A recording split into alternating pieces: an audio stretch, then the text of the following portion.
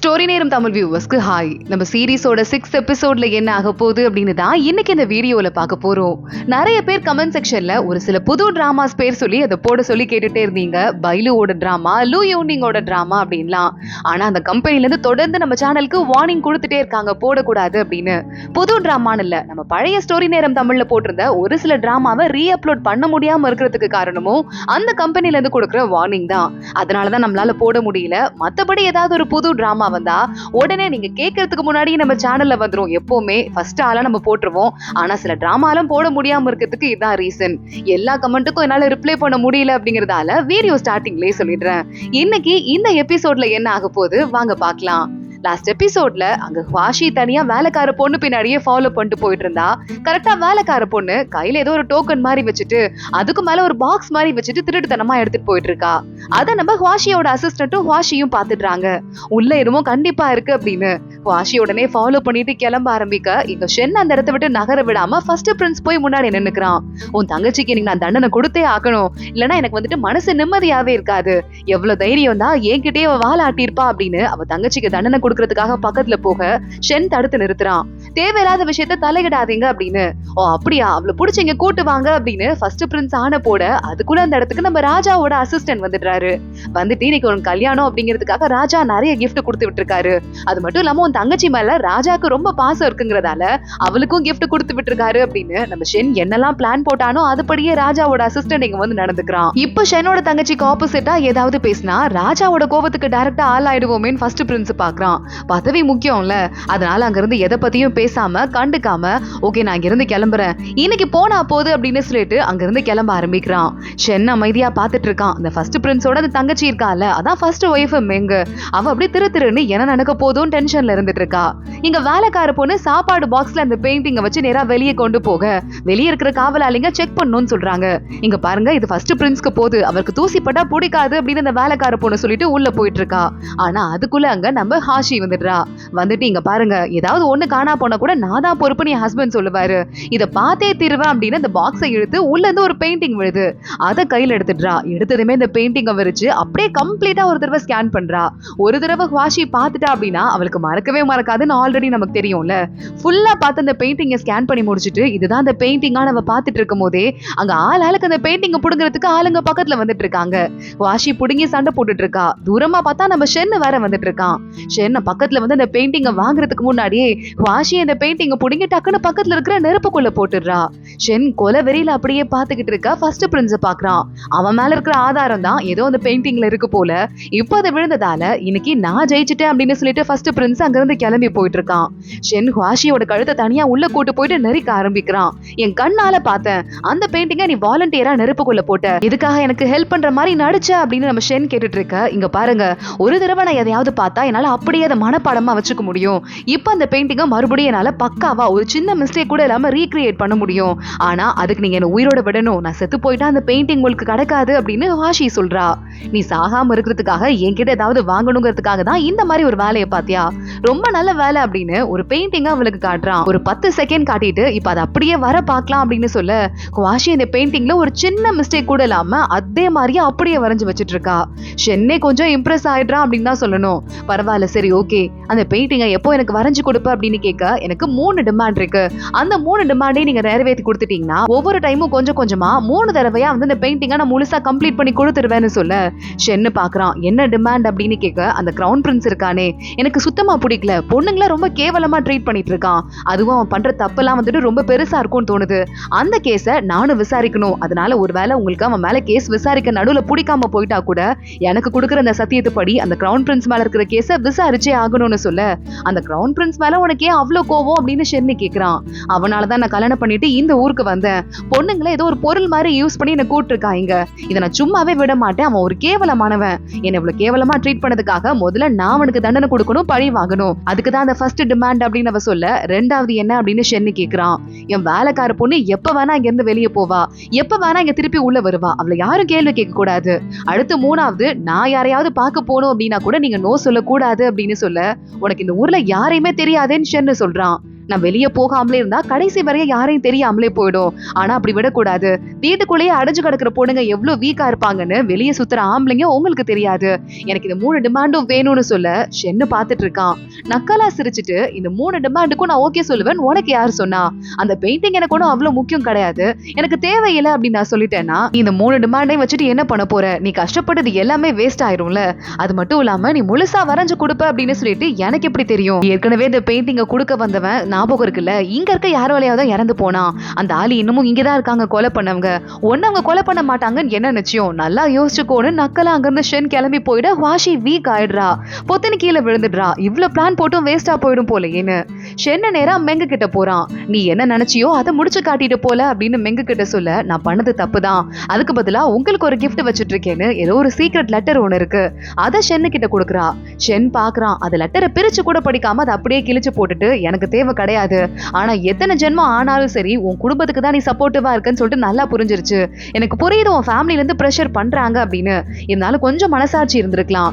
இதுக்கு மேல உனக்கு உடம்பு சரியில்லை, நீ வெளியே போய் யாரையும் பார்க்க கூடாது, வீட்டுக்குள்ளே ரெஸ்ட் எடுக்கிறேன்னு உள்ளேயே அடைஞ்சு கிடக்குற, இதுதான் நான் உனக்கு கொடுக்குற தண்டனை அப்படின்னு ஷென் அங்கிருந்து கிளம்பிடுறான்.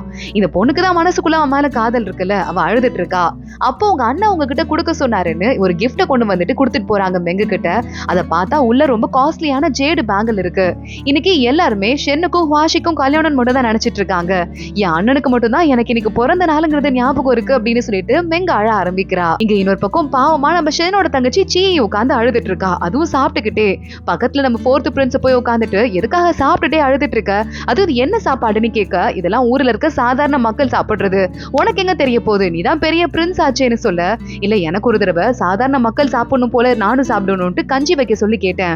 அரண்மனையில அதுக்கு முன்னாடி நான் கஞ்சி குடிச்சிருக்கேன், அது ரொம்ப டேஸ்டா இருக்கும், அப்படியே இந்த அரிசி பட்டு மாதிரி இருக்கும். ஆனா சாதாரண மக்கள் குடிக்கிற கஞ்சி நரமுரன்னு இருந்தது, இது எப்படி இவங்க குடிக்கிறாங்க நானும் ஃபீல் பண்ணிருக்கேன், என்னாலையும் புரிஞ்சுக்க முடியுது அப்படின்னு 4th பிரின்ஸ் சீ கூட ஃப்ரெண்ட் ஆகிட்டு இருக்கான். டக்குன்னு அவளை கூப்பிடுறாங்கன்னு கையில வச்சிருந்த கரியெல்லாம் தூக்கி 4th பிரின்ஸ் மேல போட்டுட்டு சீ உள்ள ஓடி போயிடுறா. இங்க கிரவுன் பிரின்ஸ் உட்காந்துட்டு இருக்கான். எப்படியோ எனக்கு அந்த பெயிண்டிங் கிடைக்காம போயிருக்கலாம், ஆனா ஷென்னுக்கு கிடைக்கல. சோ என்ன அதை வச்சு டார்கெட் பண்ணி என் பக்கத்துல வர முடியாது, அதனால நான் ரொம்ப ஹாப்பியா இருக்கேன், எல்லாருக்கும் கிஃப்ட் கொடுங்க அப்படின்னு சொல்ல உடனே அசிஸ்டன்ட் ஓகே அப்படின்னு சொல்லிக்கிட்டு இருக்கான். அது மட்டும் இல்ல, மீறி எவ்வளவு கள்ள பணம் வச்சிருக்கோமோ ஃபேக் பண்ணி அது அத்தனையும் மார்க்கெட்ல உடனே ரிலீஸ் பண்ணுங்கன்னு சொல்ல, இது ரொம்ப ஆபத்தான காலமா இருக்கேன்னு அசிஸ்டன்ட் கேக்குறான். இல்ல பரவாயில்ல, இதான் கரெக்டான டைம், யாரும் என்கிட்ட வர முடியாது, ரிலீஸ் பண்ணி விடுங்க அப்படின்னு மறுபடியும் அவன் சொல்ல ஆரம்பிக்கிறான். ராஜா நம்ம ஷென்னை கூப்பிட்டு இருக்காரு. 2 பேரும் கேம் விளையாடிக்கிட்டு இருக்காங்க. கஞ்சி வருது. வேகமா நம்ம ராஜா பார்த்துட்டு ஷென்னு சாப்பிடாம வந்திருப்பான், அவனுக்கு கொடுங்கன்னு சொல்ல ஷென் சாப்பிட ஆரம்பிக்கிறான். இந்த கஞ்சிக்கு அரிசி ஒரு மூட்டை எவ்வளவு விலை தெரியுமா அப்படின்னு கேட்க ஷென் டக்குன்னு கால்ல விழுந்துடுறான். ராஜா என்ன மன்னிச்சிருங்க அப்படின்னு. அரிசியோட விலை மூட்டைக்கு ஏறிக்கிட்டே இருக்கு, எப்படி சாதாரண மக்கள் வாங்குவாங்க? கள்ள பணம் நாட்டுல பெருகினதாலதான் இந்த மாதிரி நடந்துட்டு இருக்கு, இதை தவிர்க்கிறதுக்காக தான் உன் தலைமையில ஒரு டீம் போட்டிருக்கேன், அப்பயும் ஒன்னும் நடக்கலையேன்னு சொல்ல, நான் சீக்கிரமா கண்டுபிடிச்சிடுறேன், எனக்கு கொஞ்ச நாள் ஒரு 10 நாள் டைம் கொடுங்க அப்படின்னு ஷென்னு சொல்றான். இதான் லாஸ்ட் வார்னிங்னு ராஜா ஷென்னை மிரட்டி அனுப்புறாரு. இங்க வாஷி வந்துட்டு அந்த பெயிண்டிங்ல ஒரு சிம்பிள் ஒண்ணு இருக்கு, சீல் ஒண்ணு, அந்த சீலை மட்டும் உட்காந்து வரைஞ்சிட்டு இருக்கா. இந்த சீல் எந்த இடத்தோட சீல் நமக்கு தெரிஞ்சாகணும், நீ என்ன தெரியுமா பண்ற, யாருக்கும் தெரியாம திருட்டுத்தனமா வெளியே போயிட்டு எந்த இடத்துல இருந்து இந்த சீல் வந்துச்சுங்கிறத 4 கடைக்கு போய் தேடி கேட்டு வா அப்படின்னு சொல்ல உடனே வேலைக்கார பொண்ணு அங்கிருந்து கிளம்பி போயிடுறா. வாஷி பாத்துட்டு இருக்கா. இங்க இன்னொரு பக்கம் நம்ம ஷென்னு வெயிட் பண்ணிட்டு இருக்கான். கள்ள பணம் நிறைய பெருகிட்டே இருக்கு, 10 நாள் நான் ராஜாட்ட டைம் கேட்டிருக்கேன், அதுக்குள்ள என்ன பண்ண போறேன்னு எனக்கே தெரியல அப்படின்னு சொல்ல, உடனே இந்த பெயிண்டிங் இருந்தா ஈஸியா கண்டுபிடிச்சிடலாம்ல அப்படின்னு அசிஸ்டன்ட் கேக்குறான். ஆனா அதுக்கு அவங்கிட்ட 3 டிமாண்ட் வச்சிருக்கா, அதை அவகிட்ட கொடுத்தா கூட பெயிண்டிங் உண்மையா கொடுப்பாளா அப்படிங்கிறதுக்கு எனக்கு எந்த விதமான அத்தாட்சியும் கிடையாது, நான் என்ன பண்ண போறேன்னு எனக்கே தெரியல, அந்த வேலைக்கார பொண்ணு வெளியே போயிருக்கான்னு சொன்னல, அவளை ஃபாலோ பண்ணு அப்படின்னு சொல்ல, சரி ஓகே அப்படின்னு சொல்லிட்டு அசிஸ்டன்ட்டும் அவன் கிளம்புறான். கரெக்டா வாஷி இவனை பாக்குறதுக்கு வரா. அந்த சீலை கொடுத்து, இந்த சீல் தான் அந்த பெயிண்டிங்ல இருந்தது, அதை நான் வரைஞ்சிட்டேன், என் வேலைக்கார பொண்ணுகிட்ட விசாரிக்கிறதுக்காக கொடுத்து விட்டேன், ஆனா அவ அன்னைக்கு நைட்டே திரும்பி வரேன்னு சொன்னா, இப்போ ஒரு நாள் முழுசா முடிஞ்சிருச்சு, அவ திரும்ப வரல, அவளுக்கு ஏதோ ஆபத்து இருக்கு, இந்த சீல் என்ன அப்படின்னு பார்த்து நீங்க செக் பண்ணி போனீங்கன்னா அவ எங்க மாட்டிருக்கான்னு கூட கண்டுபிடிச்சிடலாம், அவளை மட்டும் நீங்க கண்டுபிடிச்சு கொடுத்துட்டீங்கன்னா அந்த பெயிண்டிங்க ஒட்டு மொத்தமா நான் வரைஞ்சு கொடுத்துடுறேன் அப்படின்னு சொல்ல, ஷென்னு பாக்குறான். உன் வேலைக்கார பொண்ணுக்காக 3 டிமாண்டும் வேணான்னு சொல்ல போறியா அப்படின்னு.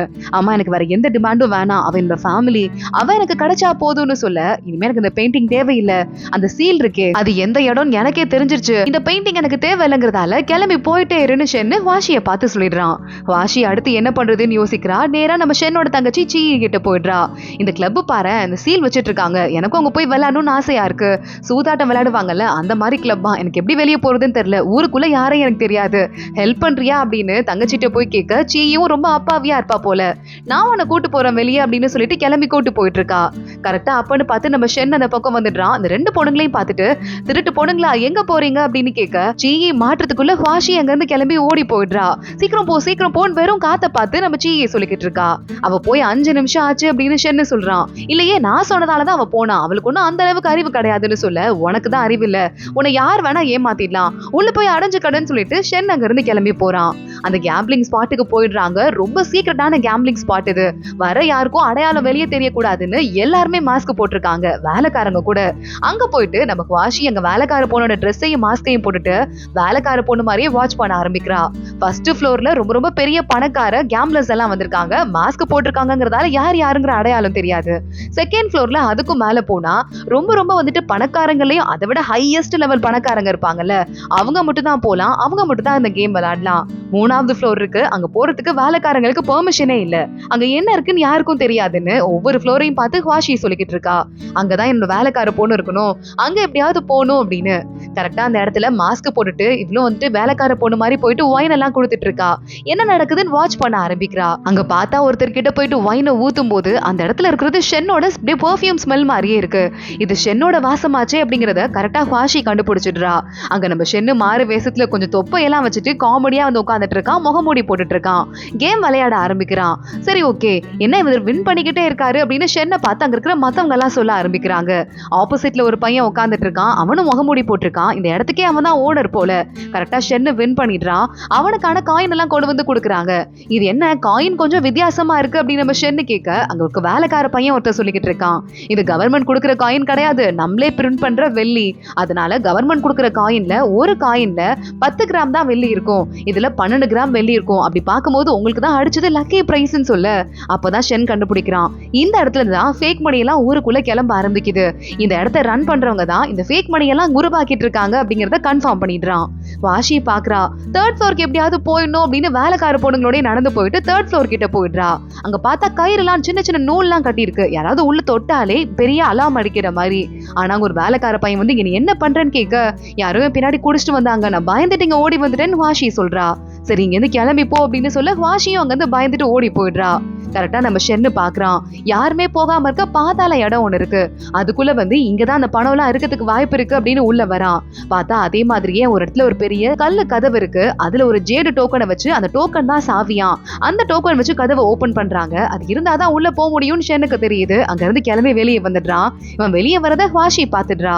என்ன சார் நீங்க எவ்வளவு கஷ்டப்பட்டோம், என்னோட ட்ரிப்பு மாதிரி உங்க ட்ரிப்பு வேஸ்டா போயிருச்சு போல, தேடினது கிடைக்கல போல அப்படின்னு வாஷி சொல்ல, அடி பாவி நீங்க வந்தியா, அடி பாவி நீ ஒரு பக்கம் ஷாக் ஆயிட்டு இருக்கான். அதோட தான் இந்த எபிசோட் முடியுது.